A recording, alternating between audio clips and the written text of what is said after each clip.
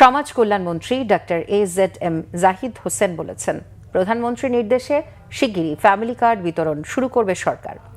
রোজায় দ্রব্যমূল্য নিয়ন্ত্রণের পাশাপাশি অসহায় ও হতদরিদ্রের কষ্ট লাঘবে রোজার মধ্যেই এই উদ্যোগ বাস্তবায়ন হবে বলেও জানান তিনি।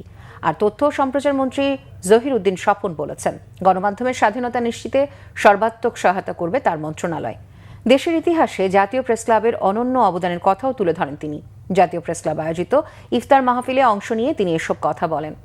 অনুষ্ঠানে দেশের সিনিয়র ও খ্যাতিমান সাংবাদিকরা অংশ নেন।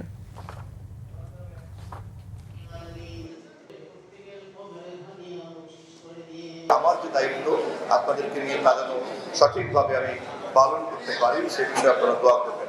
আপনাদের সবাইকে শুভেচ্ছা জানাই। মাঝে মধ্যেই দেখা হবে।